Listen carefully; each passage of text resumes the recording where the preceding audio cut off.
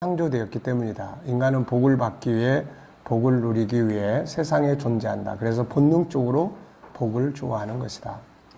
그리고 성경 전체는 인간이 받게 되는 복에 대해 설명하고 있다. 복이라는 말이 처음에 나타나는 것은 창세기 1장이며 복에 대한 말씀이 완성되는 것은 요한계시록 22장이다.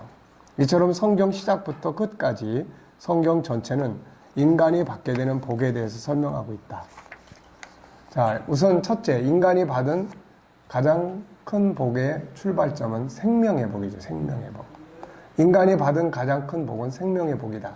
하나밖에 없는 특별한 생명을 받아 세상에 존재하는 것이 인간이 받은 가장 위대한 복이다. 나머지 모든 복은 존재함으로써 누리게 되는 것들이다.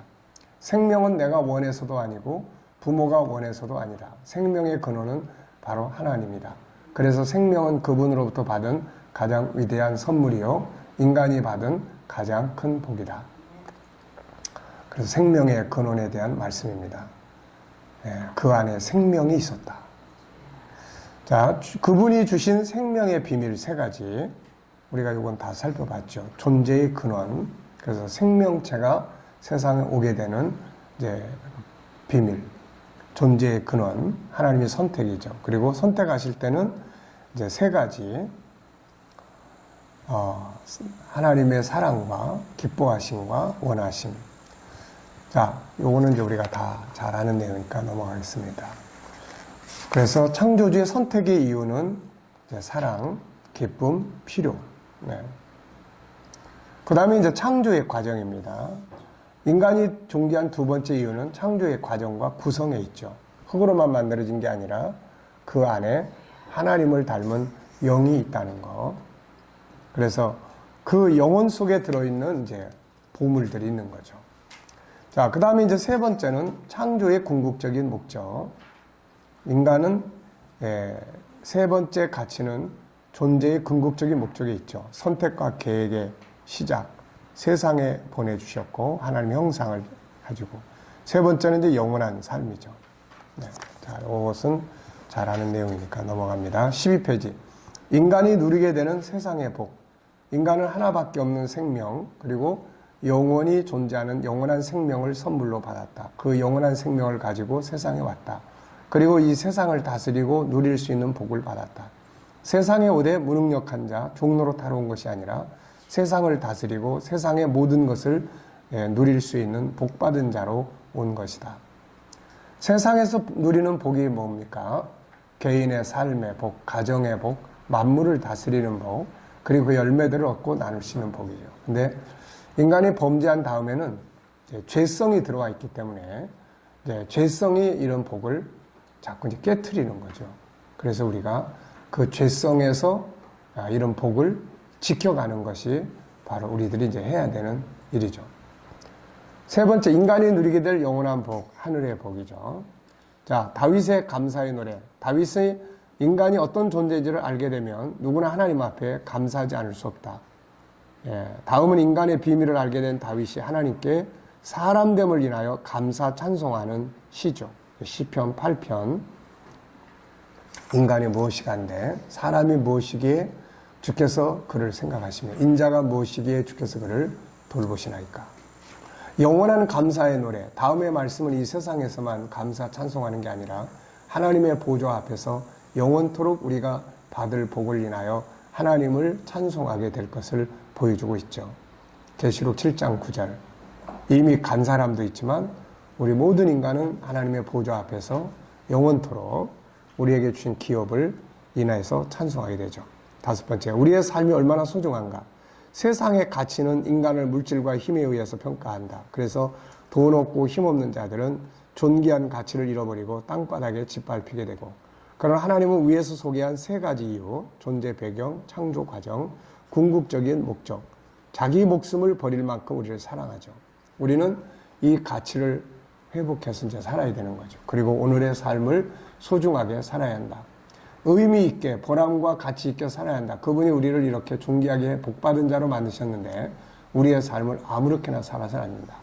그래서 이 네 가지의 삶을 살아야 된다. 첫째, 자신의 존재 배경에 감사하라. 둘째, 자신의 보물적 가치에 감사하라. 보물적 가치, 하나님의 형상에 있는 거죠. 오늘의 삶을 귀하게 여기고 아름답게 살아라.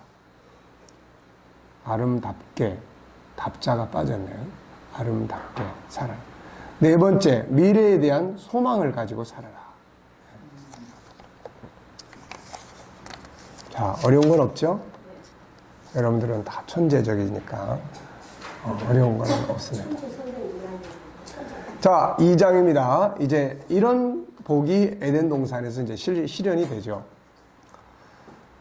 자, 에덴 동산의 행복에 대해 공부한다. 전장에서는 인간은 복받은 존재로 세상에 왔다는 것과 인간이 받은 복 세 가지를 살펴봤어요. 첫째는 하나님의 사랑의 선택과 함께 하나님의 형상을 가진 자로 세상에 왔다는 것.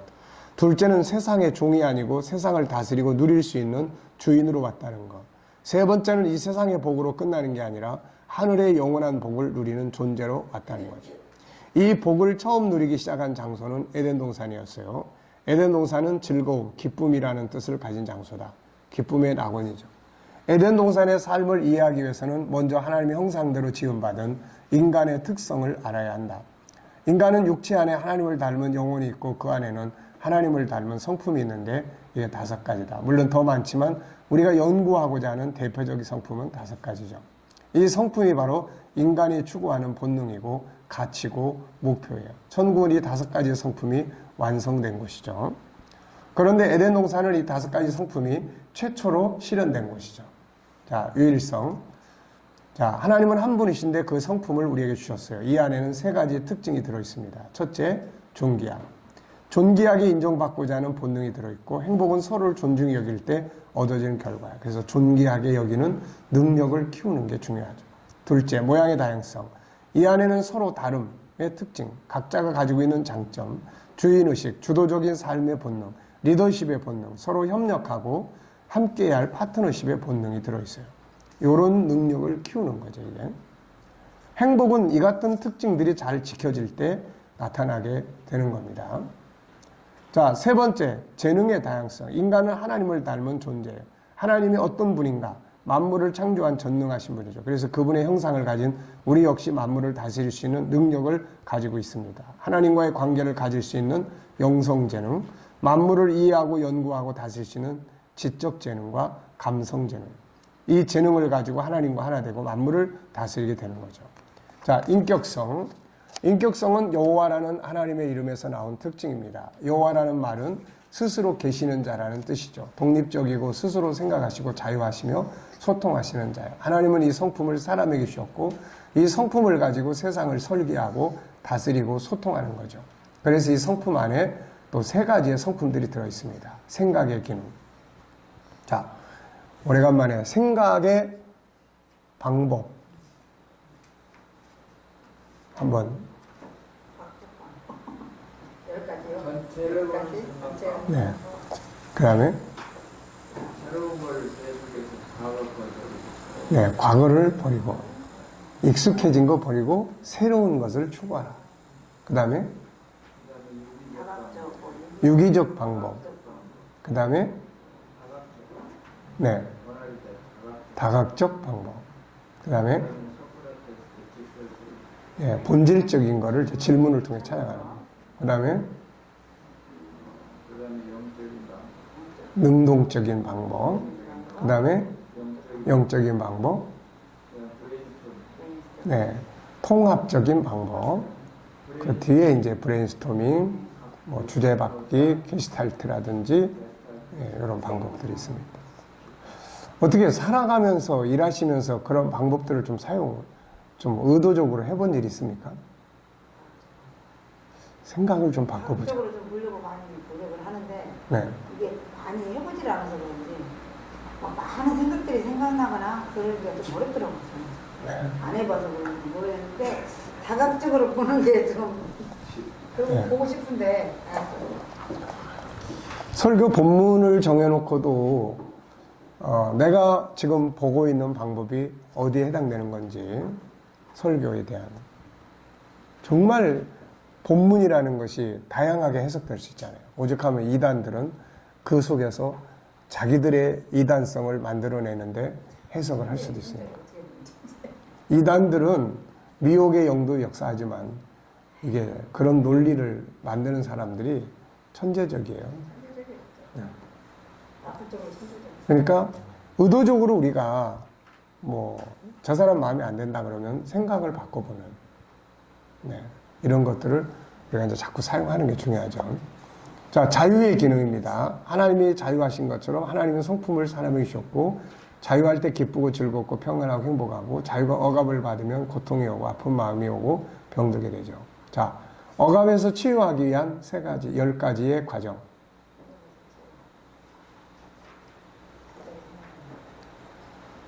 첫째,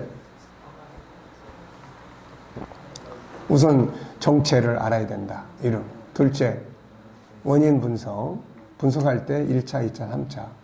그 다음에 세 번째, 의지 만들기.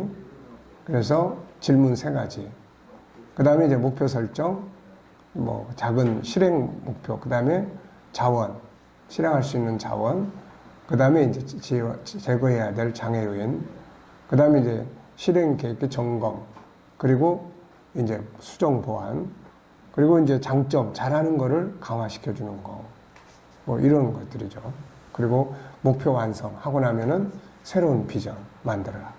심리질병은 그런 게 제일 중요해요, 이제. 자, 그 다음에 이제 소통입니다. 인간은 모두 자유인이다. 그러기에 누가 누구를 지배하는 관계가 아니라 소중히 여기는 소통이에요. 소통에 있어서 제일 중요한 대화법. 대화법 5가지. 뭐죠? 경청, 공감, 말하기. 말하기에도 어떤 말을 할 거냐 하는 거. 그 다음에 조화 이루는 거, 피드백 받는 거. 자, 거룩성. 거룩성은 하나님의 중요한 성품 중 하나입니다. 하나님은 자신을 거룩한 자라고 하셨죠. 그 성품을 우리에게 주셨어요. 이 성품 때문에 모든 것이 아름다운 겁니다. 거룩성은 하나님을 만나는 장소요. 인생을 아름답게 하는 본능이죠. 이 안에 3가지 성품, 영성, 하나님을 만나는 기능, 인간은 하나님과 함께 살아야 한다. 이걸 종교심이라고 말하는데 하나님과 만나는 성품이다. 예수님 팔복 중에서 마음이 청결한 자는 하나님을 볼 것이라고 했다. 둘째, 성품의 기능. 이 안에 온갖 보물 같은 성품들이 들어있죠. 우리는 쉬운 2개를 여기 정리를 하고 있는 겁니다. 셋째는 회개의 기능, 컨설팅, 점검이죠. 네 번째, 사랑성 역시 하나님의 중요한 성품이죠. 성경은 하나님을 사랑이라고 소개한다. 사랑은 천국의 질서요, 행복의 질서다. 인간은 혼자 살도록 지음받은 것이 아니라 함께 살도록 창조된 관계적인 존재다. 그런데 이 관계가 기계적인 게 아니고 사랑의 관계죠. 사랑의 관계가 행복을 만들어낸다. 하나님의 사랑, 사람의 사랑, 사람의 사람, 만물의 사랑, 사랑의 행복을 만들어냅니다. 사랑이 사라지면 행복이 아니라 불행이 시작이 되죠. 채우는 사랑, 나누는 사랑.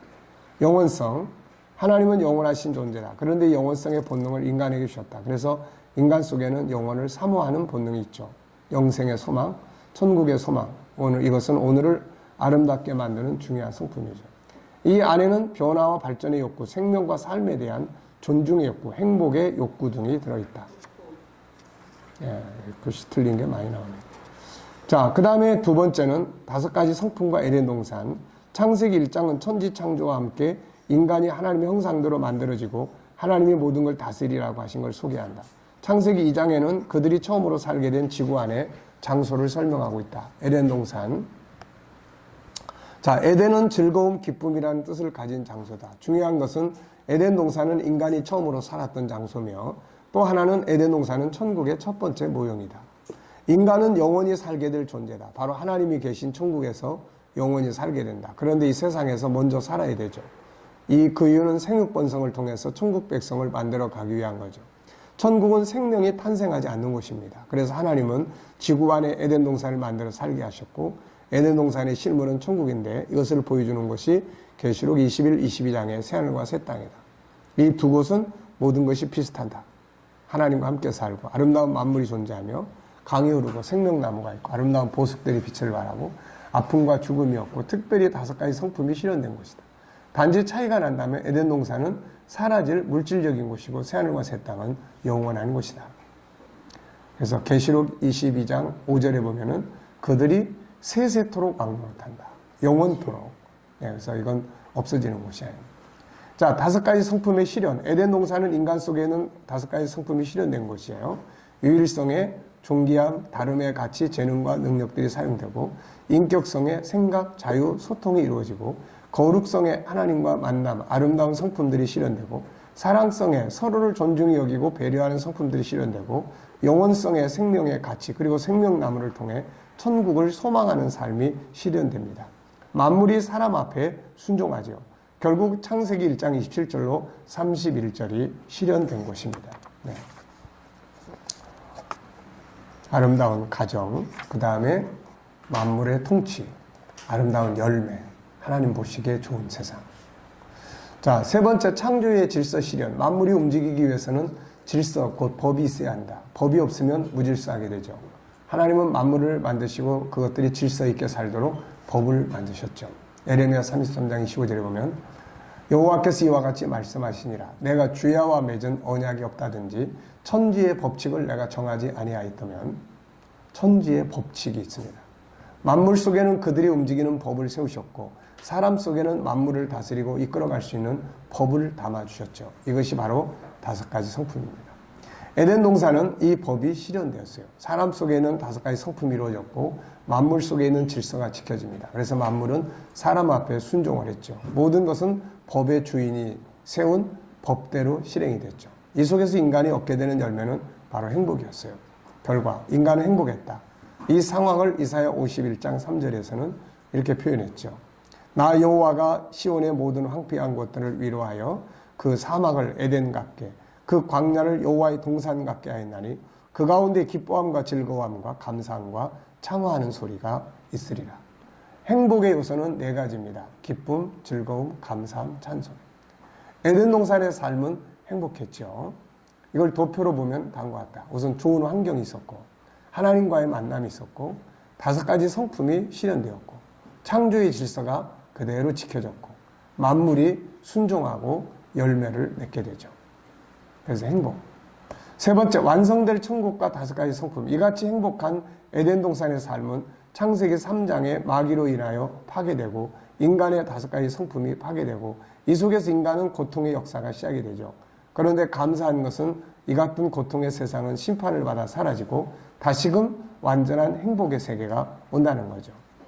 베드로 3장 10절부터 보면 주의 날이 도둑같이 오리니 그날에는 하늘이 큰 소리로 떠나가고 물질이 뜨거운 불에 풀어지고 땅과 그 중에 있는 모든 일이 드러나리로다. 이 모든 것이 이렇게 풀어지리니 너희가 어떠한 사람이 되어야 마땅하냐. 거룩한 행실과 경건함으로 하나님의 날이 임하기를 바라보고 간절히 사모해라. 그 날이 하늘에 불에 타서 풀어지고 물질이 뜨거운 물에 녹아지려니와 우리는 그의 약속대로 의의가 있는 것인 새하늘과 새 땅을 바라보도다. 자, 완전해질 인간과 5가지 성품. 지금은 파괴된 영성과 5가지 성품을 가지고 살고 있어요. 그래서 항상 탄식하며 살고 있죠. 그러나 그날에는 우리가 다 변화됩니다. 더 이상 탄식하지 않는 모습으로 변화되는 거죠. 고린도전서 15장 49절 우리 다 같이 읽어봅시다. 우리가 흙에 속한 자의 형상을 입은 같이 또한 하늘에 속한 이의 형상을 입으리라.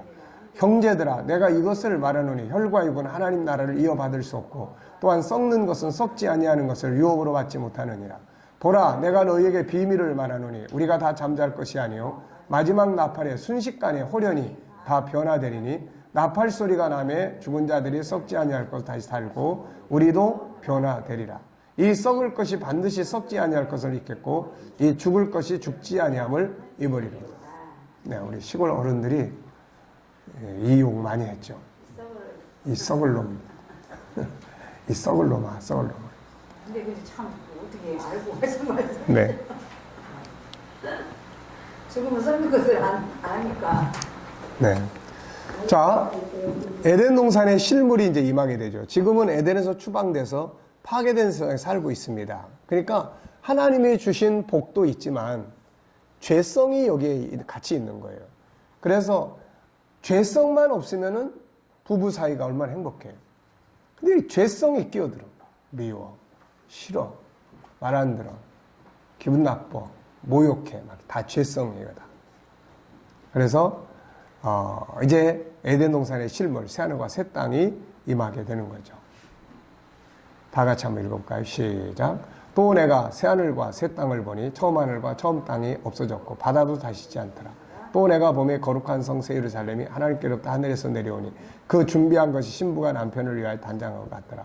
내가 들으니 보좌에서 큰 음성이 나서 이르되 보라 하나님의 장막이 사람들과 함께 있으며 하나님이 그들과 함께 계시리니 그들은 하나님의 백성이 되고 하나님은 친히 그들과 함께 계셔서 모든 눈물을 그 눈에서 닦아주시니 다시는 사망이 없고 애통하는 것이나 곡하는 것이나 아픈 것이 다시 있지 아니하리니 처음 것들이 다 지나갔음이라. 보호자에 앉으시니가 이르시되 보라 내가 만물을 새롭게 하느라 하시고 또 이르시되 이 말은 신실하고 참되니 기록하라 하시고 또 내게 말씀하시되 이루었도다. 나는 알파 오메가요 처음과 마지막이라. 내가 생명샘물을 목마른 자에게 값없이 주리. 이기는 자는 이것들을 상속으로 받으리라. 나는 그의 하나님이 되고 그는 내 아들이 되리라. 22장 또 그가 수정같이 맑은 생명수의 강을 내게 보이니 하나님과 및 어린 양의 보좌로부터 나서 길 가운데로 흐르더라. 강 좌우에 생명나무가 있어 12가지 열매를 맺되 달마다 그 열매를 맺고 그 나무 잎사귀들은 만국을 치료하기 위하여 있더라. 다시 저주가 없으며 하나님과 그 어린 양의 보좌가 가운데 있으리니 그의 종들이 그를 섬기며 그의 얼굴을 볼 터이요 그의 이름도 그들의 이마에 있으리라. 다시 밤이 없겠고 등불과 햇볕이 쓸데없으니 이는 주 하나님이 그들에게 비치심이라. 그들이 세세토록 왕노릇 하리로다. 아멘. 그게 예수님의 이름이 이마에 있다 그 말씀인가요? 그의 이름이 그들의 각자 이름이 그의 이름을 그의 얼굴을 볼 것이고 하나님 어린 양의 보좌가 그 가운데 있으니 그의 종들이 그를 섬기고 하나님의 백성이라고 하는 어떤 인침을 이야기를 하겠죠. 네. 예수라는 이름이 있어. 자, 세 번째, 실현될 5가지 성품. 그 나라에서는 다시금 우리에게 주신 하나님의 형상의 성품들이 실현되고 이 성품이 그 나라를 영원히 다스리게 된다. 자, 5가지 성품이 이렇게 이제 실현이 되죠.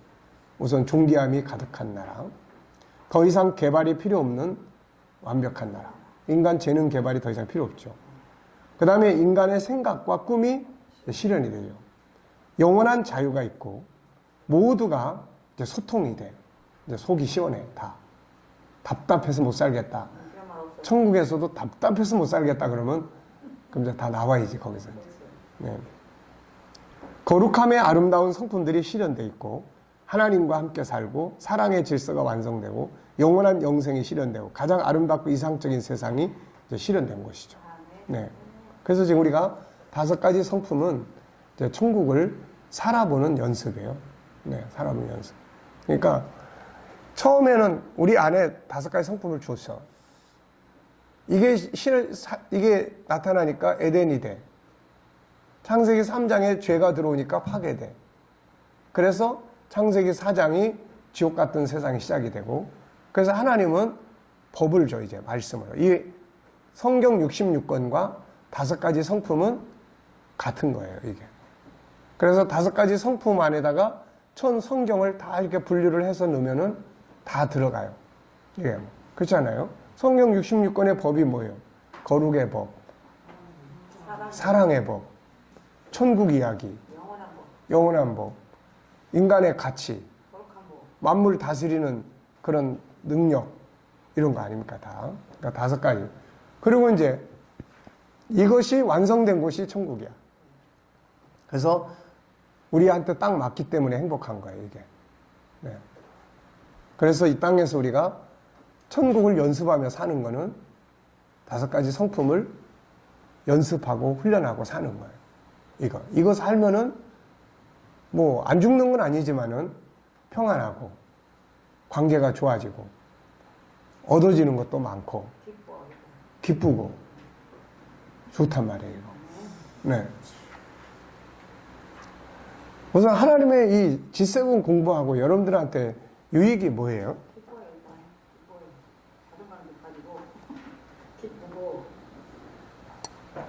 참 시간도 많이 투자가 됐고, 아까 뭐 김 목사님 그것만 계산하고 살았는지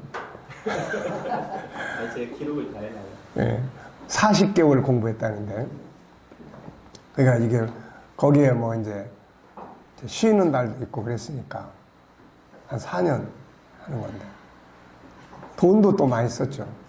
한 달에 10만 원씩이면은 40개월이면 얼마예요? 400만 원.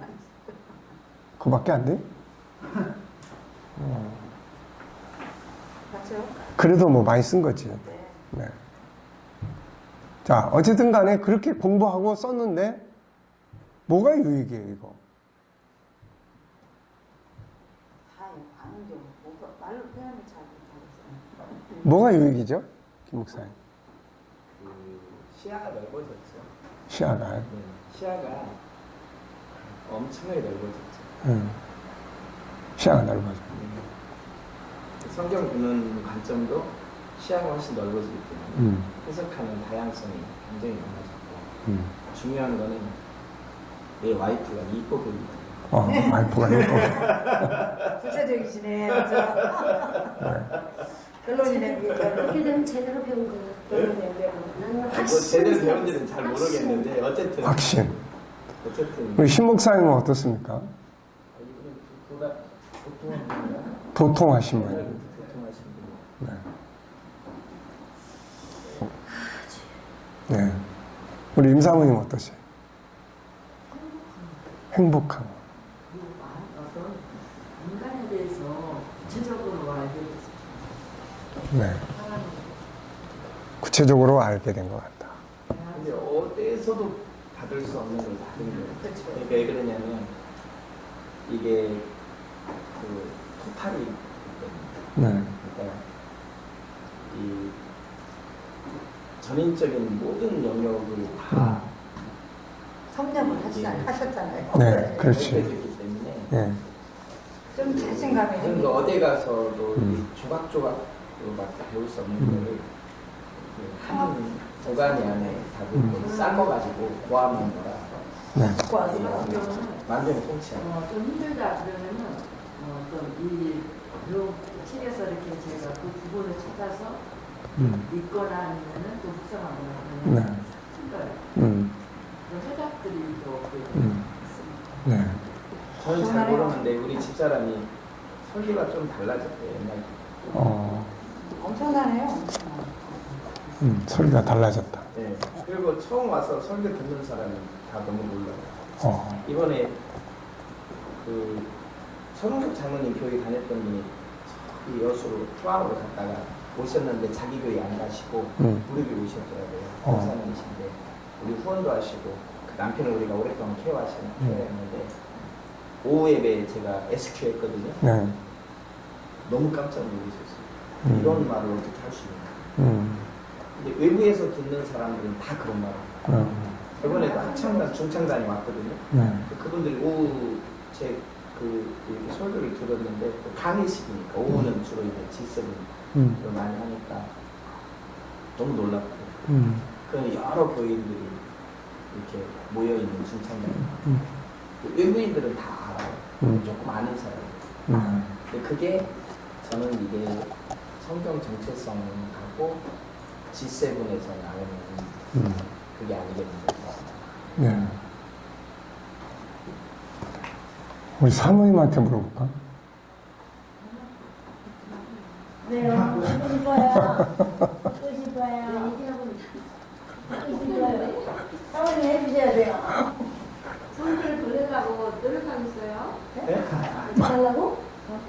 성격을 고치려고 노력하고. 아니 성질을 벌레. 성질을. 성질을 덜 낸다. 할렐루야. 네. 저는 아무튼 자신감이 있고 확신이 있어가지고 어디 가서나 어디 앞에서나 두려움이 없고 자신감이 있어. 그리고 막 담대해졌어. 원래 그러시는데. 네. 아무것도 어떤 말씀도 저 두려움이 없어. 네. 저도 그런 것 같아요. 그래요. 일단은 풍요로움이죠. 풍요로움. 뭔가 이렇게 내면이 가난한 게 아니기 때문에 풍요로움이죠. 풍요로움 속에서 또 성경을 이제 우리가 보더라도 다양하게 정말 볼 수 있는 이제 그런 이제 안목이 중요하고, 그리고 이제 인간 관계에 대한 그 자기 내면이 우선 평안함을 얻게 되고, 왜냐하면 이제 자기가 자기 관리를 이제 할 수 있는 거니까. 그리고 사람과의 관계를 일단은 좋게 할 수 있는 방법들을 많이 알잖아요, 이제. 그리고 이제 우선 사람들을 이렇게 다룰 수 있는 것이 그게 제일 중요하죠. 사람을, 아이들이든 어른이든. 저는 그 요한복음 10장 10절에 예수님이 생명을 얻게 하고 뭐 풍성이 없게 하려는 네. 거지. 풍성이 없게 하는 거를 제가 머릿속에 막연해가지고 나한테는 지금 풍성한 게 별로 없는 것 같은데 도대체 풍성한 게 뭘까? 이게 항상 궁금했거든요. 풍성한 게 뭘까? 더 풍성하게 해주신다는데 근데 이게 이거예요. 네. 그러니까 풍성함이죠. 저는 이제 근래에 와서는 이제 이 운동을 하면서 근래에 와서는 이제 그 우리 교인들 가운데 이렇게 어쨌든 이제 치료를 받고 또 정착하고 또 이런 사람들이 이제 꽤 돼요, 이게. 그러니까 이제 그런 사람들을 이렇게 보면은 처음에는 막 정말 막 죽고 싶은 이런 상황에 있는 사람들이 와서 이렇게 그 상담이라는 걸 통해서 또 뭐 꼭 뭐 한 번 상담만이 아니죠, 이제. 그 아이들 부분도 그렇고. 그러니까 이런 것들을 통해서 이렇게 치유되고 또 건강하게 삶을 살아가는 사람들이 이제 교회 안에 주일날 이렇게 보고 그러면은 그게 참 아주 행복한 그런 부분들이에요, 이게. 그러니까, 지난 주간에도 한 가정을 이제 상담을 했는데, 우리는 항상 이제 프랑카드 그걸 붙여. 계속 돌아가면서. 근데 하여튼 그게 제일 좋은 효과예요. 뭐, 그걸 통해서 그만큼 현대인들이 마음이 아픈 사람이 많고, 네. 그래서 그런 부분들을 이렇게 해줄 수 있다는 거. 이것이 사람을 만나고 이야기를 나누고 어떻게 이끌어 가야 된다는 거. 또 부모 교실이나 뭐 이런 것들을 해보면서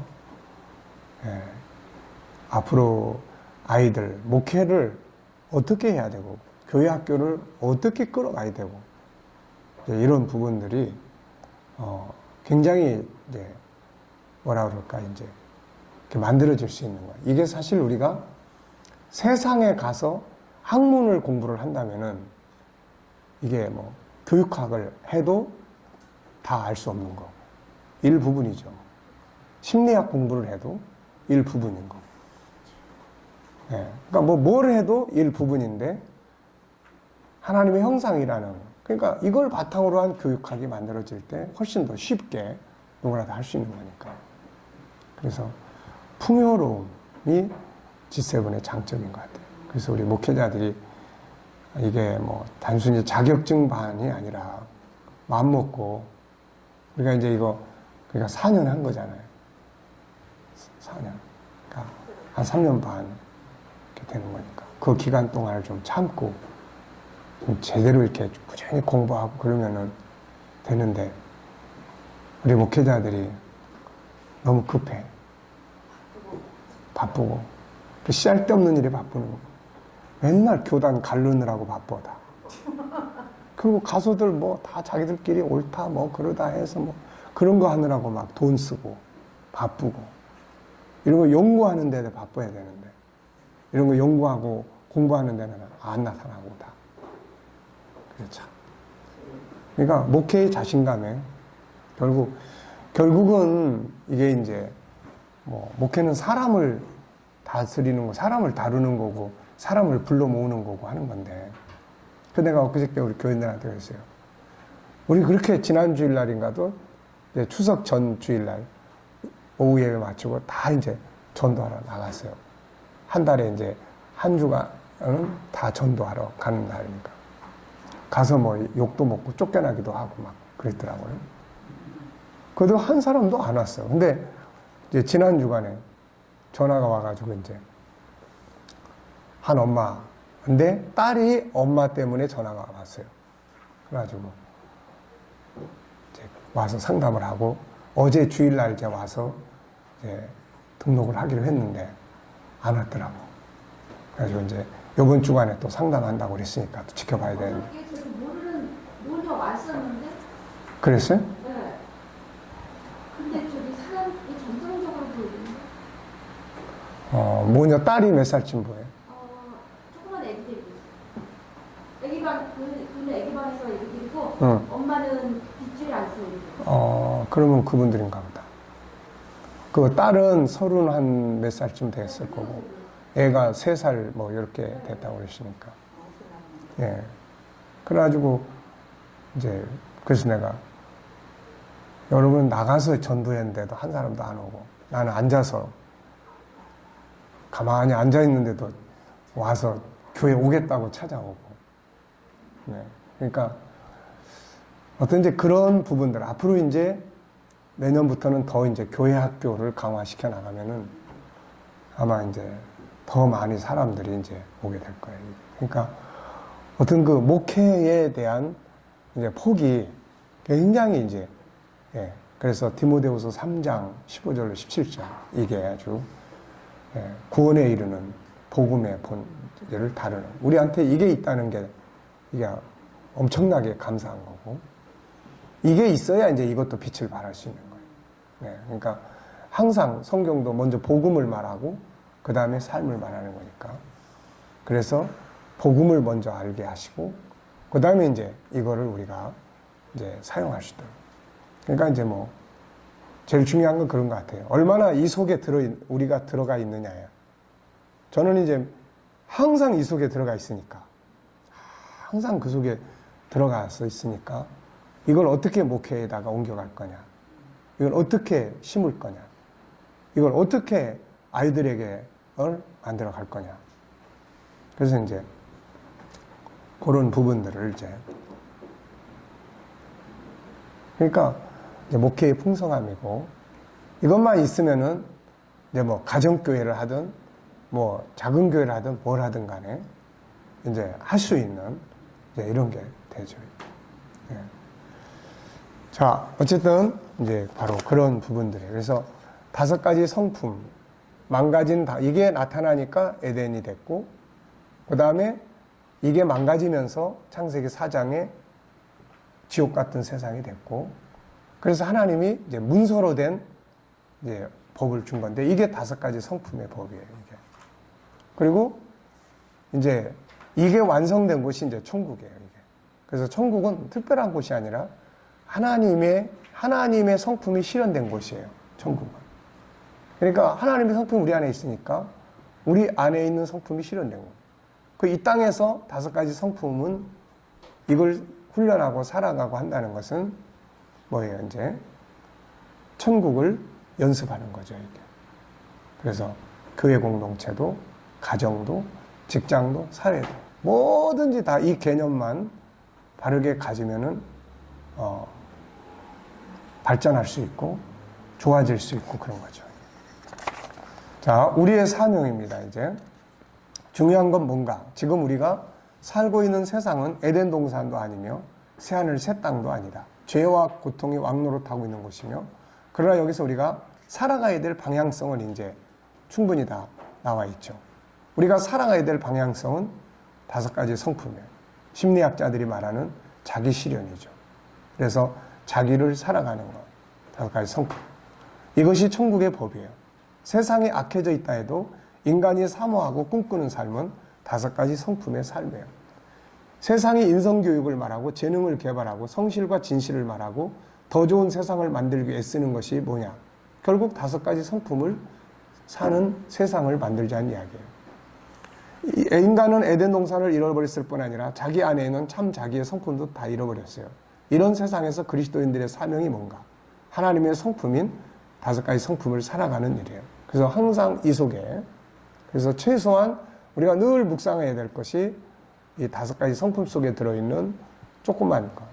그게 15가지 되잖아요. 유일성의 3가지, 인격성의 3가지, 그 다음에 거룩성의 3가지, 사랑성의 2가지, 영원성의 4가지.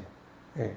그래서 요 14가지, 5가지 정도를 항상 우리가 묵상하고 어디다 어떻게 적용을 할 것인지를, 어떻게 교육을 할 것인지를 항상 구상하고, 어디다 어떻게 표현할 것인지를 항상 생각하고, 그러니까 5가지 성품 속에서 계속 사는 거죠, 내가.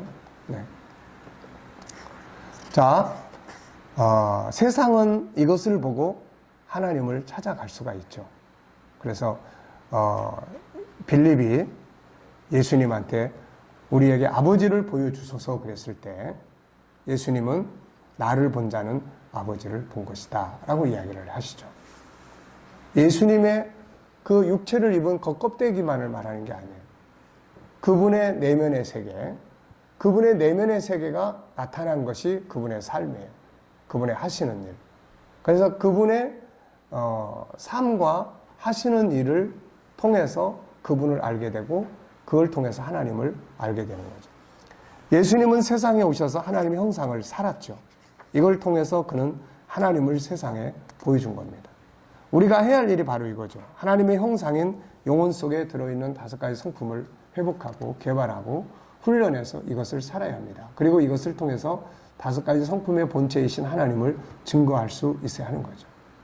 우리가 이걸 살아갈 때 우리의 삶의 현장은 천국의 행복을 누리는 곳이 되고 사람들이 그것을 통해서 하나님께로 돌아오게 되는 거죠. 그래서 너희는 세상의 소금이다. 빛이다. 네. 이게 바로 우리가 이제 이 안에 있는 것이 밖으로 나타나면 소금이 되는 거예요. 이게 능력이 되고 또 빛이 되는 거예요. 이게. 네. 자, 3장으로 넘어가겠습니다. 이제 여기서는 이제 에덴의 행복과 죄의 시작이에요. 죄는 인간을 파멸시키는 독소죠. 그런데 이 죄가 창세기 3장에서 세상에 처음 들어옵니다. 죄가 들어오면서 에덴의 행복은 파괴되었고 인간은 죄의 종이 되고 멸망의 길로 가게 되죠. 죄의 시작은 마귀로부터 출발합니다. 요한일서 3장 8절에 보면 죄를 짓는 자는 마귀에게 속하나니 마귀는 처음부터 범죄합니다. 인간을 타락시킨 죄의 근본인 마귀 사탄은 어떤 존재인가? 성경은 그의 존재를 다음과 같이 소개한다. 에스겔서 28장 13절로 17절까지는 이 두로 왕의 교만함을 지적하면서 교만의 원조인 마귀를 이제 드러내는 이야기예요. 네가 옛적에 하나님의 동산 에덴에 있어서 각종 보석, 곧 홍보석과 황보석, 금강석과 황옥과 홍만호와 창옥과 청보석과 남보석과 홍옥과 황금으로 단장했다. 옛적에 하나님의 동산, 여기는 천국을 말하는 거죠. 거기서 아름다운 보석들로 단장되어 있었고, 그리고 이제 지음을 받던 날에, 지음 받은 자예요, 이 존재는. 그리고 14절에 기름 부음을 받았던 자고, 그룹이라는 지위에 있었고, 내가 너를 세우매, 하나님이 그를 사명자로 세운 존재고, 또 15절에 네가 지음을 받던 날로부터 지음 받은 자고 모든 길에 완전하더니 완전하게 보인 거죠. 마침내 불의가 드러난 자고, 16절에 무역이 많으므로, 이거는 천사들을 유혹하는 거래가 많다, 그런 이야기죠. 그리고 결국 범죄했고 그리고 쫓겨나게 됩니다. 17절에는 쫓겨난 이유가 설명돼요. 마음이 교만했다. 교만함이 결국 마귀의 이제 원죄죠. 이사야 24장 12절에도 너 아침의 아들 계명성이 어찌 그리 하늘에 떨어졌으며 너 열국을 엎은 자여 어찌 그리 땅에 찍혔는고 내가 내 마음에 이르기를 내가 하늘에 올라 하나님 무별 위에 내 자리를 높이리라. 내가 북극 지폐의 산 위에 앉으리라. 가장 높은 구름에 올라가 지극히 높은 자와 같아지리라. 그러다가 이제 떨어진 거죠. 위의 말씀을 보면 마귀는 처음에 하나님을 가장 가까이 모시던 그룹이었다. 성경은 하나님이 그룹 가운데 계시다고 말씀한다. 시편 80편 1절. 요셉을 양떼같이 인도하시는 이스라엘의 목자여 귀를 기울이소서. 그룹 사이에 좌정하시니여 빛을 비추소서. 민수기 7장 89절. 모세가 회막에 들어가서 여호와께 말하려 할 때 증거궤 위 속죄소 위에 두 그룹 사이에서 자기에게 말씀하시는 목소리를 들었으니, 그룹은 영적 존재의 한 부류죠. 영적 존재들 역시 다양한 업무에 따라 명칭이 주어집니다. 시편 103편 19절부터 보면 여호와께서 그의 보좌를 하늘에 세우시고 그의 왕권으로 만유를 다스리시다. 능력이 있어 여호와의 말씀을 행하며 그의 말씀의 소리를 듣는 여호와의 천사들이요. 또 그에게 수종들며 그의 뜻을 행하는 천군이요. 그래서 역할에 따라서 천사, 천군 뭐 이런 다양한 이름들이 주어지죠. 그 중에서 그룹은 세상으로 말하면 대통령을 가장 가까이 모시는 비서실과 같다겠다. 하나님은 그들 가운데 계셔서 만물을 통치하신다. 에스겔서는 그들이 가장 아름답고 단장하고 지혜로운 자들이었고 라고 설명하고, 그런데 그 중에 하나님의 자리에 올라 그의 영광을 대신 받겠다고 한 그룹이 있었죠. 그는 피조물이 조물주가 되고 싶어 했고, 죄는 여기서부터 출발합니다. 성경은 범죄한 천사들의 이야기를 설명하죠. 베드로서 2장 4절에 하나님이 범죄한 천사들을 용서하지 아니하시고 지옥에 던져 어두운 구덩이에 두어 심판 때까지 지키게 하셨으며, 그들이 범한 죄는 뭔가? 피조물이 조물주 영광을 얻겠다고 하는 것. 이 죄를 가리켜 교만이라고 합니다. 바울 사도는 마귀가 처음에 범한 죄가 이 교만이라고 밝혀주죠. 디모데전서 3장 6절에 새로 입교한 자도 말지니 교만하여져서 마귀를 정죄하는 그 정죄에 빠질까며. 그룹을 마귀라고 정한 죄가 바로 교만이에요. 이게. 그래서 성경이 가장 주의시키는 것이 교만죄예요. 교만은 멸망의 선봉이에요. 잠언 18장 12절 사람의 마음의 교만은 멸망의 선봉이요 겸손은 존귀의 길잡이니라. 그래서 베드로전서 5장 5절에 젊은 자들아 이와 같이 장로들에게 순종하고 다 서로 겸손으로 허리를 동이라. 하나님은 교만한 자를 지적하시되 겸손한 자들에게 은혜를 주시느니라. 교만은 하나님이 대적하시는 죄다. 성경이나 일반 역사나 교만한 자들은 모두 무너졌고 실패하죠. 교만은 망하는 길로 가는 죄예요. 이때부터 그룹은 하나님을 가장 가까이서 섬기던 선택받은 자리에서 하나님을 대적하는 자, 하나님을 회방하는 자의 뜻을 가진 사탄이 되었고, 성도를 참소하고 고자질하는 뜻을 가진 마귀가 되었습니다. 에덴 동산에 들어온 사탄, 이제 죄의 시작인 사탄은 하나님의 일을 회방하고 그를 대적하기 위해 에덴 동산에 들어옵니다. 그래서 하나님은 아담에게 에덴 동산을 주시면서 잘 지키라고 했죠. 마귀는 지혜로운 자죠. 그는 뱀을 활용했고, 당신은 사람과 만물이 소통하고 있었기 때문에 아담이 아닌 하와를 찾아옵니다. 왜 그러냐면은 아담은 하나님과 직접 언약을 맺은 자였지만 하와는 아담으로부터 언약을 들은 자죠. 따라서 아담보다는 하와를 흔들기가 더 쉬웠을 거다. 그가 하와에게 찾아와서 유혹한 것은 거짓말이죠. 모든 거짓말은 여기서부터 출발하고 사탄으로부터 출발합니다. 그래서 예수님은 마귀를 거짓의 아비라고 밝혀주셨죠. 요한복음 8장 44절 너희는 너희 아비 마귀에게서 났으니 너희 아비의 욕심대로 너희도 행하고자 하느니라. 그는 처음부터 살인한 자요 진리가 그 속에 없으므로 진리에 서지 못하고 거짓을 말할 때마다 제 것으로 말하는 이는 그가 거짓말쟁이요 거짓의 아비다. 그래서 거짓말은 무서운 겁니다. 성경은 거짓말의 결국은 지옥불에 들어간다고 이야기를 하죠. 계시록 21장 8절에 보면 두려워하는 자들, 믿지 않는 자들, 흉악한 자들, 살인자들, 음행하는 자들, 점술가들, 우상숭배자, 그리고 거짓말하는 자들. 이들이 불과 유황으로 타는 못에 던져지죠. 거짓말은 무서운 죄다. 세상은 수많은 거짓말이 지배한다. 거짓 종교, 사상, 이론, 거짓 정보, 거짓말 등 이것이 인간을 망하게 하고 사회를 혼란하게 만들고 인간과 인간의 관계를 깨뜨리고 있다. 바울 사도는 우리에게 거짓 것을 버리고 참말을 하라고 권고하죠. 에베소 4장 25절 그런즉 거짓을 버리고 각각 그 이웃과 더불어 참된 것을 말하라. 네. 마귀가 하와를 찾아와 거짓말로 꾀인 건 뭔가? 창세기 3장 1절 그런데 뱀은 여호와 하나님이 지으신 들짐 중에 가장 강교하니라. 뱀이 여자에게 물어 이르되 하나님이 참으로 너희에게 동산 모든 나무의 열매를 먹지 말라 하시더냐. 여자가 뱀에게 말하되 동산 나무의 열매를 우리가 먹을 수 있으나 동산 중앙에 있는 나무의 열매는 하나님의 말씀에 너희 먹지도 말고 만지지도 말라. 너희가 죽을까 하노라 하셨느니라. 뱀이 여자에게 이르되 너희가 결코 죽지 아니하리라. 너희가 그것을 먹는 날에는 너희 눈이 밝아져 하나님과 같이 되어 선악을 알 줄 하나님이 아심이니라. 여자가 그 나무를 본즉 먹음직도 하고 보암직도 하고 지혜롭게 할 만큼 탐스럽기도 한 나무인지라. 여자가 그 열매를 따먹고 자기와 함께 있는 남편에게도 주매 그도 먹은지라. 그는 인간에게 하나님이 주신 선악과의 언약을 부정하게 했어요. 하나님은 분명히 아담에게 선악과를 먹으면 죽으리라고 했죠. 창세기 2장 17절 선악을 알게 하는 나무의 열매는 먹지 말라. 내가 먹는 날은 반드시 죽으리라. 에덴 동산에는 일반적인 과일나무뿐만 아니라 중요한 두 개의 나무가 있는데 하나는 생명나무, 하나는 선악과. 신천지는 또 이거를 또 비유로 해석해가지고 사람들을 또 미혹해요, 이게. 그래서 생명나무, 선악과 다 비유다. 일단 비유를 갖다 드리되. 그래서 예수님께서 요한복음 15장에 나는 포도나무에 너희는 가지다. 이 비유잖아요. 그 비유를 여기다도 갖다 드리되는 거예요, 이제. 그래서 포도나무는 예수님이 포도나무입니까? 예수님이 포도나무예요? 아니잖아요. 비유죠. 그러니까 그렇게 이야기한다 보니까 시정지가. 네.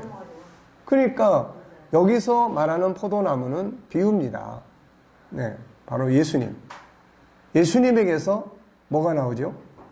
생명의 말씀이 나옵니다. 그래서 여기에 말하는 생명나무는 생명의 말씀을 주는 사람을 말합니다.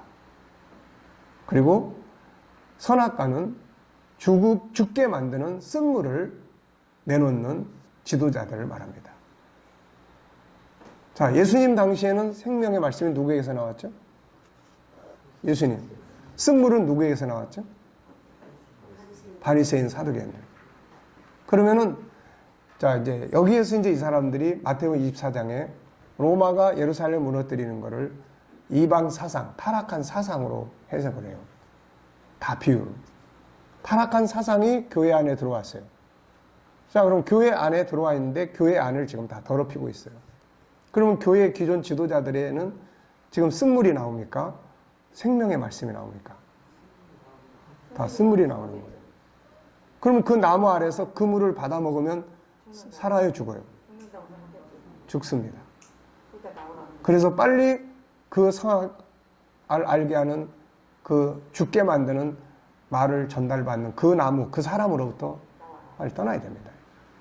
그래서 지금 이 말세의 생명의 말씀은 어디서 나옵니까? 이만희 선생님에게서 나옵니다. 네, 그러니까 네, 그들의 말을 듣다 보면은 빠져 들어가는 거예요. 네. 그러니까 이걸 비유로 해석을 해버리면 안 되는 거예요. 그러니까 성경은 실물을 이야기하는 거지. 김 목사님 진짜 막 믿으려고 그러는 것 같아. 은혜가 되지. 네. 아유, 참, 그러니 예언에 대한 이해가 우선 제일 중요하고, 그런 이제 계시의 말씀들은 사람들이 잘 모르니까 자기들에게 맞출 수 있도록. 그럼 또 성경은 그렇게 또 풀어가면은 또 그렇게 풀어갈 수 있는 그런 또 길들이 다 있어, 이거. 네. 그래서 통일교도 마찬가지로. 정신을 혼미케 해서 못 믿게 한다고 했었죠. 믿지 않도록. 자, 생명나무는 왜 그곳에 두었을까? 본래 생명나무는 새하늘과 새 땅, 천국에 있는 나무다. 그런데 왜 이 나무를 이곳에 두셨을까? 사람으로 하여금 천국을 알게 하고 경험하게 하고 영생 알게 위한 계시적인 나무죠, 이 나무. 선악과는 왜 만들으셨을까? 언약의 증표죠. 하나님은 인간에게 생명을 주셨고 그에게 이 땅의 복과 하늘의 복을 모두 주셨고 약속했습니다. 그리고 이 복이 그들과 그들의 자손에게 영원히 주어질 걸 약속했죠. 약속에는 증표나 계약서가 필요합니다. 성경 전체는 약속에 대한 내용을 다루고 있고 약속에는 항상 증표가 만들어지죠. 노아와 언약에는 무지개, 아브라함과 언약에는 짐승의 피, 이스라엘과 백성이 맺은 언약은 계약서인 돌판이 만들어지고 인류 구원의 언약에는 예수 그리스도의 십자가의 증표. 이처럼 언약에는 계약서나 증표가 있어야 합니다. 하나님이 인류의 대표자와 맺은 언약은 이 땅의 복과 하늘의 복을 영원히 주신다는 것이고 인간에게 주신 생명은 영원할 것이다. 영생의 언약이에요. 이 언약에 사용된 증표가 선악과지요. 하나님이 이 선악과를 건드리면 언약이 파괴된다는 거예요. 영생하게 될 인간이 죽게 된다. 계약서를 찢어버리는 것과 같은 거죠. 이 언약은 하나님도 사람도 성실하게 지켜야 합니다. 인간은 종이 아니고 기계가 아니고 하나님의 인격을 가진 자유인이에요. 그래서 이 언약은 하나님이 인간에게 주신 또 하나의 선물이에요. 아담과 하와는 생명나무를 보고 열매를 먹을 때마다 천국의 영생을 소망했고 선악과를 볼 때마다 영원한 생명을 확신하고 감사하는 증표가 됐겠죠. 마귀는 이걸 잘 알고 있었어요. 그래서 이들에게 다른 죄로 유혹한 게 아니라 언약을 파괴하게 만들어요. 그러면 그들은 죽게 되고 하나님의 계획은 실패합니다. 하와는 마귀의 이 같은 전략에 쉽게 넘어가고 말았죠. 그는 하나님의 언약을 회의적으로 받아들였고 이어서 던져주는 하나님처럼 된다고 하는 마귀의 거짓말에 하와는 빠져들고 말죠. 그 말에 미혹된 하와의 눈에 선악과는 죽게 하는 두려운 나무가 아니고 지혜롭고 아름다운 나무로 보였고 결국 선악과를 먹고 그를 아담에까지 주워 먹게 하므로 하나님과 인간이 맺은 최초의 언약은 파괴되고 인간은 생명을 잃어버리고 영원한 사망에 들어가게 됩니다. 성경은 이런 사실을 다음과 같이 증거합니다. 호세아 6장 7절 그들은 아담처럼 언약을 어기고 거기서 나를 반역하였다. 그러니까 선악과를 먹었다라고 표현하지 않고 언약을 어겼다라고 표현을 해요. 로마서 5장 12절에 한 사람으로 말미암아 죄가 세상에 들어오고 죄로 말미암아 사망이 들어왔다. 결국 마귀의 계략은 성공했고 하나님의 계획은 이제 실패할 위기에 빠진 거죠. 영원히 복을 받기 위해 존재하는 인간은 태어나지 않는 것, 더 좋을 뻔한 벌받는 존재, 심판받는 존재, 멸망할 존재가 된 거죠. 마귀는 이때부터 지금까지 계속 일하고 있죠. 그의 일은 정하신 역사의 끝날까지 계속될 것이고 마침내는 영원한 멸망의 자리엔 지옥불 속에 들어가게 됩니다. 그래서 요한계시록 12장 9절에는 마귀를 옛 뱀, 용, 사탄이라고 하고 온 천하를 꿰는 자다 이렇게 이야기합니다. 마태복음 25장 41절에는 이제 지옥불이 바로 그들을 위해서 예비된 형벌의 불이다 라고 이야기를 합니다. 계시록 20장 10절에는 마귀가 불과 유황 못에 던져지니 거기는 그 짐승과 거짓 선지자도 있어 세세토록 밤낮 괴로움을 받는다고 이야기를 합니다. 지옥불은 그를 위해 예비된 영원한 형벌의 장소고 그런데 마귀는 하나님의 아름다운 계획인 인간과의 영생의 계획을 파괴시키고 함께 영원한 멸망으로 가고자 하는 것이고 수많은 사람들이 그의 계획대로 죄 가운데 살다가 멸망을 향해서 가고 있는 것이다. 죄의 결과. 처음 사람 아담과 하와는 죄의 시조가 되죠. 그들은 마귀의 유혹을 받아 하나님과의 언약을 파기했고 결국 하나님을 배반하는 죄를 지었고 마귀의 거짓말을 따라가는 죄를 지어요. 이제 이 죄는 그들뿐만 아니라 그들의 후손인 모든 인간 속에 유전자처럼 뿌리내리게 되었고 그들의 형벌에 모두 동참하게 되죠. 그들은 인류의 대표자였기 때문이다. 바울은 이 사실을 그래서 한 사람의 죄로 죄가 세상에 들어오고 우리 결국은 모든 사람이 죄를 지은 것이 된다라고 이야기해요. 죄는 참혹한 결과를 가져왔죠. 죄는 인간의 모든 걸 망가뜨려 버렸고 한 방울의 먹물이 맑은 물이 담겨있는 컵 속에 들어가면 전체를 검은 물로 만들어버린 것과 같이 됐죠. 죄는 인간 속에 들어와 인간의 가진 모든 걸 망가뜨리고 빼앗아 버렸어요. 성경은 죄의 결과를 한마디로 다 같이 설명합니다. 죄의 값은 사망이다. 사망이다. 죽음이다. 사망이라는 말 속에는 다양한 의미들이 들어있죠. 우선 영적 죽음, 하나님과의 관계 단절이에요. 범죄한 인간은 하나님을 피해 숨었어요. 그리고 창세기 4장 16절을 보면 가인은 하나님을 버리고 떠납니다. 이제 하나님과 사람은 함께 할 수 없게 되었고 심판의 대상이 되었어요. 그분의 형상대로 만들어진 인간에게 그분과의 관계 단절은 생명의 단절을 의미합니다. 영적으로 죽은 거죠. 에베소 4장 18절 그들의 총명이 어두워지고 그들 가운데는 무지함과 그들의 마음이 굳어짐으로 말미암아 하나님의 생명에서 떠나 있도다. 이게 영적 사망이에요. 두 번째는 삶의 고통과 괴로움, 환경은 가시용기를 내며 인간은 땀을 흘려야 먹을 것을 얻을 수 있게 되죠. 이것은 삶의 고통, 염려와 근심, 고민과 괴로움의 시작입니다. 환경의 죽음이에요. 영원한 사망, 천국에서 영생해야 될 인간이 육체의 질병, 죽음과 함께 생명나무에 쫓겨남으로 영생을 잃어버리고 영원한 형벌인 지옥에 들어갑니다. 자, 파괴된 창조의 질서, 관계의 질서, 하나님 인간의 행복을 위해서 만들어주신 창조의 질서인 사랑의 질서, 거룩함의 질서 파괴되고 인간이 만든 새로운 질서, 물질 제일주의, 약육강식에 의해 지배되는 인본주의가 등장하기 시작을 합니다. 이때부터 인간의 가치는 물질과 힘에 의해서 평가되었고 힘이 없는 자들은 있는 자들에게 종이 되고 노예가 되는 억압을 받게 됩니다. 여기에 창세기 3장 16절 가로에 4장 16절일 것 같아요. 인간이 하나님을 떠나게 되는 억압은 인간을 고통과 절망으로 몰아넣습니다. 그 다음에 이제 파괴된 5가지 성품과 심리적 질병들. 인간은 이제 죄의 종이 됐어요. 죄는 인간 속에 있는 성품을 파괴시킵니다. 이게 성품을. 이로 인해 인간은 상처받은 성품들을 가지고 살기 시작하죠. 인간이 죄의 종이 되고 난 후 많은 심리적 억압과 질병들을 얻게 됩니다. 가장 먼저 나타나는 심리적 문제는 부끄러움과 두려움이었죠. 하나님을 피하는 기피 현상, 삶의 고통에서 오는 염려와 근심, 불행의 원인을 서로 미루며 원망하고 변명하고 자신의 삶을 파괴시킨 상대에 대한 분노, 어리석게 행동한 자기 자신에 대한 분노, 미래에 대한 두려움. 인간은 약육강식에 의한 힘의 논리에 의해서 그 가치가 평가되고 이로 인한 억압으로 열등감, 대인기피증, 공황, 우울증, 무기력, 염려와 근심 등의 아픈 마음이 사람 속에 기본적으로 자리를 잡게 됩니다. 오늘 인간이 겪고 있는 모든 억압과 아픈 마음의 시작은 바로 창세기 3장의 죄가 시작되면서부터예요.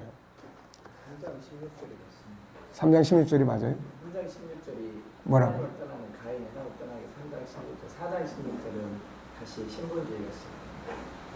세연이 아이를 낳고 다시 여호와 이름을 부르는 4장 16절. 아, 그래요? 4장 16절이 그거고 26절이 가인이 가인이 그러니까 끊는 것이 그게 인본주의자 역경 시작되는 예, 그러니까 그게 이제 4장 16절. 예, 죄송합니다. 4장 네. 26절. 4장 16절. 네, 26절은 세례 신분주의가 됐습니다. 네. 거기 4장 16절로 바꾸십니다. 자, 그러니까 심리 질병이 꼭 뭐 어린 시절에 뭐 상처가 있어서만 되는 게 아니에요. 그래서 뭐 최면술 같은 걸 통해서 뭐 전생에 뭐가 있었냐. 예, 뭐 이런 것까지 이야기를 하는데 인간은 이 창세기 3장에서 이미 기본적으로 망가져 있기 때문에 망가졌다는 게 상처죠, 이게. 그게 이제 다양한 모습으로 가지고 있는 거예요. 이게 이제 세상에 와서 커지는 거죠, 이게. 예. 그런 것이 다 그 사탄의 역사죠. 죄로 인해서 온 것들이죠. 네 편을 최면술 거기서 이렇게 끌어내는 것이 다 사탄의 그러니까 이제 그게 뭐 사탄의 역사로도 볼 수 있지만 또 하나의 어떤 그 이제 상대방이 끌어가는 힘이 강할 때 그 사람이 하는 말에 끌려가는 이제 이런 현상일 수도 있고 그래요. 이게. 그러나 뭐 어쨌든 우리 믿는 자들은 체면술을 할 필요가 없어요. 그건 이제 어떻게 보면 사탄의 영역이라고 보죠. 이렇게. 걸리지도 않고 믿는 사람은 그 최면술이 안 걸리잖아. 걸려? 그러니까 그건 뭐 믿든 안 믿든 난 안 걸려. 저 사람 말에 뭐 이러면 안 걸리는 거예요. 그러니까 은혜 받을 때도 마찬가지예요. 은혜 받을 때도 그냥 팍 부은 강사를 엄청 사모하고 막 그러면 손가락만 해도 그냥 팍 쓰러지니까 이게. 진짜가 가짜가. 그게 네. 그러니까 이게 정신세계라는 게 약한 사람이 강한 사람에게 끌려가는 거예요, 이게. 네. 자꾸 믿으면 넘어져야 돼. 자꾸 믿으면 다 툭툭 떨어지고 안쪽으로 앉았으니까. 그래서 이제 프로이드가 거의 이제 정신분석이잖아요. 그러니까 내면의 세계에 숨겨져 있는 걸 분석하기 위해서는 이제 꿈이 그 중에 하나의 방법이고, 그 다음에 이제 최면술을 한 거죠. 근데 밀지 않아도 넘어지는 경우가 있더라고요. 밀지 않아도. 네. 그게 이제 정신 집중이에요, 결국은. 뭔가에 막 한다 그러면 막 쓰러지는 거예요. 네. 그런데 이제 칼융 같은 사람은 이제 체면술을 이제 나중에 반대하죠. 그래서 칼융은 그 사람은 목사님 아들이라 그런지 모르지만은 어쨌든 이제 나중에 체면술 뭐 이런 걸 그 사람은 인정 안 했어요. 그래가지고 나중에 이제 다시 자기 나름대로의 이제 영적으로 보면 성령은 아니잖아요. 아니죠. 그게. 네. 자, 그리고 이제 이런 기본 틀이 있어요. 그래서 이제 상담하다 보면 뭐 어렸을 때 어떤 특별한 상처나 이런 게 없는데 이런 게 있는 경우도 있어요. 공포감에 시달린다든지 막 이런 거. 누군가로부터 막 쫓아올 것 같은 이런 거. 특별한 상처가 없는데. 그러니까 그런 경우는 이게 이제 창세기 3장에서부터 시작된 본능적인 거예요, 이게. 본능적인. 이제 사단이 이용을 할 수가 있는 거죠. 그런가? 사탄이 이제 이용할 수도 있고, 우리 안에 그런 기본적 두려움이 있단 말이에요, 이게. 그러니까, 하와나 아담 같은 경우는, 특히 하와 같은 경우는 자기가 한번 당했기 때문에 항상 이게 또 언제 나타나지 또? 항상 이런 게 있을 거라고요, 이게. 이게 피해의식, 트라우마가 이게. 그러니까, 우리가 창세기 3장을 심리학적 차원에서 분석을, 이 연구를 안 했기 때문에 그동안 그런 이야기들을 우리가 모르고 살아온 거지. 그러니까 단순히 뭐 육체의 죽음, 뭐 영혼 지옥 가고 이것만이 아니라 내면의 세계가 망가져 있기 때문에 그러니까 심리적인 입장에서 내면의 성품적인 입장에서 우리가 이해를 하고 분석을 해야 상담하는데도 그러다 보니까 이제 일반 사회 심리학은 분명히 당했기 때문에 지금 이런 일이 생긴다 이렇게 보는 거예요. 그래서 그걸 찾아내려고 그냥 애를 쓰고서 체면술까지 하게 되고 이렇게 되는 거예요. 근데 그게 아니라 우리는 태어나서 특별한 상처가 없어도 기본적으로 이걸 다 가지고 있다는 거예요. 자, 성장하고 발전하는 죄의 역사. 에덴 동산이 시작된 죄의 역사는 이제 에덴에서 추방된 이후로 사라진 것이 아니라 인간과 가정 속에 사회 속에서 성장하고 나아가서 인간의 모든 걸 지배하기 시작을 하죠. 결국 죄가 지배하는 인간 자신, 가정 사회는 고통 속에 빠집니다. 그걸 보여주는 것이 창세기 4장이에요. 창세기 4장을 보면 죄가 어떤 고통을 가져다 주고 있는지, 창세기 6장, 8장을 통해서 죄의 결과가 뭔지를 보여주죠. 살인, 시기, 질투, 다처주의, 쾌락과 향락, 온갖 죄의 요소들은 사람을 죽이고 인간관계를 파괴시키고 세상을 더럽히고 결국 노아 홍수 심판을 받게 되죠. 죄는 현실 속에서도 불행하게 만들고 결국 멸망으로 가게 합니다. 오늘 우리 가정이 불행에 빠지고 사회가 불행에 빠지고 인간 스스로가 불행에 빠지는 이유는 다 죄성 때문이에요. 결국은 죄성, 게으름, 방탕함, 절망감, 욕심, 성욕, 권력에 대한 욕심, 재물에 대한 탐욕, 거짓과 사기, 분노, 무절제, 돈의 탐욕, 다 이런 거예요. 이게 전부 다 탐심은 우상 숭배다. 이 죄란 말이에요. 결국 죄는 지금도 우리 속에서 우리를 지배하며 인간을 불행, 멸망, 실패 속으로 빠져들게 하죠. 그래서 바울 사도는 이제 죄의 요소들에 대해서 많은 곳에서 이야기를 했어요. 로마서 1장 24절부터 보면은 죄의 요소를 이렇게 이야기해요. 하나님께서 그들을 마음의 정욕대로 더러움에 내버려 두사 그들의 몸을 서로 욕되게 하셨으니 이는 그들이 하나님의 진리를 거짓 것으로 바꿔 피조물을 조물보다 더 경배하고 섬김이라. 우상 숭배. 이 때문에 하나님께서 그들을 부끄러운 욕심에 내버려 주셨으니 곧 그들의 여자들도 순리대로 쓸 걸 바꿔 영리로 쓰며 동성애죠. 남자들도 순리대로 여자 쓰기를 버리고 서로 향하여 음욕이 불릴듯하며 남자가 남자와 더불어 부끄러운 일을 행하여 그들의 그릇 때문에 상당한 보응을 그들 자신이 받았습니다. 요즘에 이제 우리 한국도 이것 때문에 아주 난리도 아니죠. 이걸 미화시켜가지고 이제 뉴스에도 종종 등장하고 또한 그들이 마음에 하나님 두기를 싫어하며 하나님께서 그들을 그 상실한 마음대로 내버려 두사 합당하지 못한 일을 하게 하셨다. 지난번에 그때도 이야기했지만은 동성애적인 유전자는 없다는 거예요. 과학자들의 연구 결과가. 그래서 이걸 뭐 태어날 때부터 나는 그런 유전자로 왔다. 이거는 틀리다는 거예요. 뭐 그들의 인권을 뭐 이제 그 과학자들은 배척하자는 건 아니지만 나면서부터 동성애자로서의 유전자는 없다. 이렇게 이제 이야기를 하죠. 그래서 이제 남자들도 좀 여성스럽게 생긴 남자들도 있잖아요. 네. 여자도 마찬가지로 막 남자같이 사람도 있고. 그러니까 그게 이제 하나는 호르몬의 작용이고, 호르몬. 그래서 이제 호르몬 치료가 필요하고, 일단은 이거는 치료하고 고쳐가야 될 부분이다라고 생각을 해야지. 그렇죠. 그러니까, 그런 상태의 사람을 우리가 배척하고 미워할 필요는 없어요. 오히려 긍휼히 여기고, 그걸 미화시키면 안 되죠. 네. 긍휼히 여기고, 그러나 그런 이제 호르몬의 치료라든지, 또 자기의 내면의 가치의 변화라든지 이런 걸 통해서 이제 이게 바꿔가야 될 부분들이에요. 그리고 지지하는 사람들은 성이 58가지인 거예요. 58가지인 게 거기서 자기가 굴러면 되는 거예요. 그러니까 이제 마음에 드는 거. 그거는 이제 타락한 인간이 결국은 인간 스스로의 자기의 인간성에 대한 것을 포기하려고 하는 이런 부분들이죠. 그러니까 창조의 질서죠, 이게. 그래서 그 다음에 이제 일반적인 모든 죄악들에 대한 죄성이에요. 곧 모든 불의, 추악, 탐욕, 악의가 가득한 자요, 시기, 살인, 분쟁, 사기, 악독, 수근수근, 비방, 하나님 미워하는 자, 능욕, 교만한 자, 자랑하는 자, 악을 도모하는 자, 부모를 개혁하는 자, 우매한 자, 배약하는 자, 무정한 자, 무자비한 자, 이런 자들은 다 사형에 해당한다. 로마서 3장 10절. 의인은 하나도 없다. 그리고 다 치우쳐서 함께 무익하게 되고 그들의 목구멍은 열린 무덤, 혀로는 속임, 입술엔 독사의 독, 입에는 저주와 악독이 가득하고 그 발은 피 흘리는 데 빠르다. 고린도서 6장 8절. 너희는 불의를 행하고 속이는구나. 그는 너 형제로다. 불의한 자가 하나님 나를 욕으로 받지 못한다.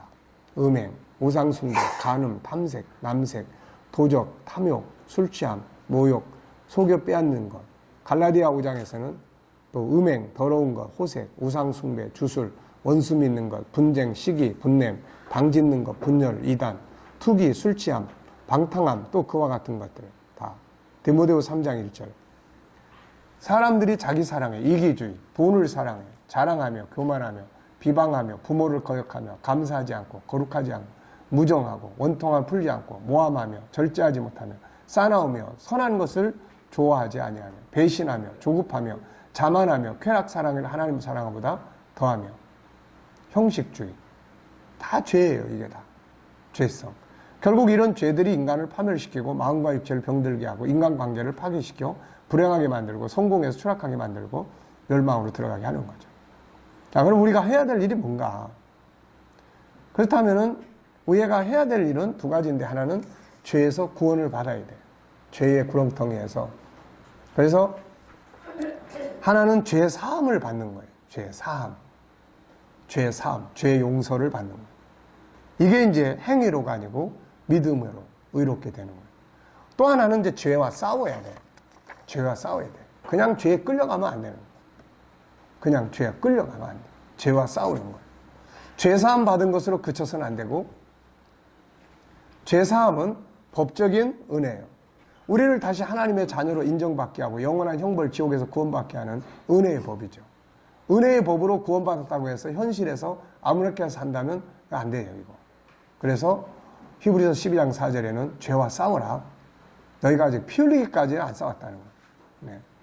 디모데후서 4장 7절, 선한 싸움을 싸웠다. 로마 12장 21절, 악에게 지지 말고 선으로 이기라. 싸우기 위해서는 뭐가 필요합니까? 전신갑주, 영적 무장이죠. 그래서 여기에 전신갑주에 대한 내용들. 서서 진리로 허리띠를 띠고 의에 호신경 붙이고 평안의 복음이 준비한 것으로 신을 신고 믿음의 방패를 가지고 구원의 투구를 씌워 성령의 검, 하나님의 말씀, 그리고 기도와 간구. 요게 이제 죄와 싸우기 위한 영적 무장이에요. 이것만 가지고 또 안 돼, 또. 반면에 우리 영혼이 또 성장을 해야 돼. 다시 말하면 영혼이 성장한다는 게 뭐예요? 우리 안에 있는 영혼의 성품이 성장을 해야 된다는 말이에요. 이게 이제 같이 가야 돼. 하나는 영적인 무장, 하나는 성품의 성장. 네. 그래서 에베소 4장 13절로 16절에 바울은 성장을 이야기하는데 목표 지점이 어디예요? 그리스도의 온전한 분량이에요. 우리가 다 하나님의 아들을 믿는 것과 아는 일에 하나가 되어 온전한 사람을 이루어 그리스도의 장성한 분량이 충만한 데까지 이르리니 이는 우리가 이제부터 어린아이가 되지 아니하여 사람의 속임수와 간사한 유혹에 빠져 온갖 교훈의 풍조에 밀려 요동하지 않게 하려 함이라. 그래서 성장하는 거예요. 잘 이해됩니까? 우리가 이제 뭐 성장에 대한 이야기도 많이 해요. 근데 뭘 성장을 해야 된다는 건지 잘 모르죠. 존귀하며 성장이 있어야 되고, 말하는 대화법의 성장이 있어야 되고, 자기 성격 컨트롤에 대한 성장이 있어야 되고, 자기 장점 개발에 대한 성장이 있어야 되고, 다 이게 성장을 해야 되는 거예요. 이게. 자, 10분간 휴식하고 다음 시간 넘어가겠습니다.